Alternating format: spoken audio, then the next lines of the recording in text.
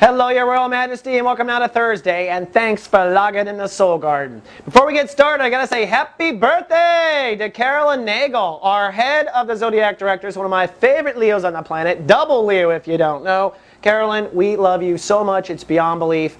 You really are a walking embodiment of the potential of how close someone can be to someone. I love you. That said, your birthday's not great. Partly cloudy, chance of mind games today, Carol and all the other Leos. That's because the moon is crossing over Saturn and the sun has no ruling planet. Let's start with that sun.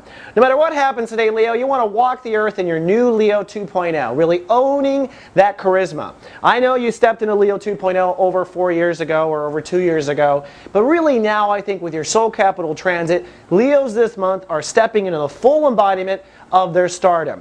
And with no ruling planet today, you really want to fake it till you make it. Go ahead and be that royal Leo. Go ahead and stand on that throne, so to speak, and see where there are cracks in the ego. See where people trigger you or don't trigger you. See where your hair works or doesn't work. And just take note, because in Chapter 3, we're going to wrap this up and make sure Leos graduate A+.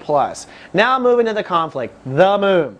There's a chance of mind games today. The moon in Libra is crossing Saturn in Libra for the first time since Saturn returned to Libra. That means something emotionally might trigger you intellectually, and really it's your emotional intellectual connection that need to mature. Maybe you shouldn't respond as you do emotionally. Maybe you shouldn't go to a mind game perspective intellectually. But either way, you might be triggered today between emotion and intellect.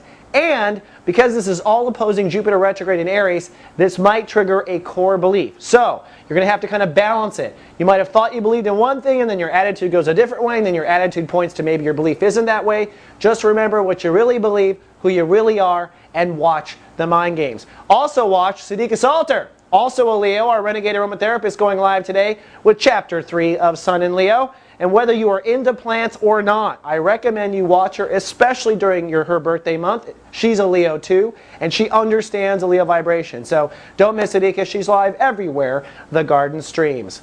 All right, Your Royal Majesty, that's all I have for today. Tomorrow the moon crosses Venus and Mars. All that and more in 24. Live, love, be. So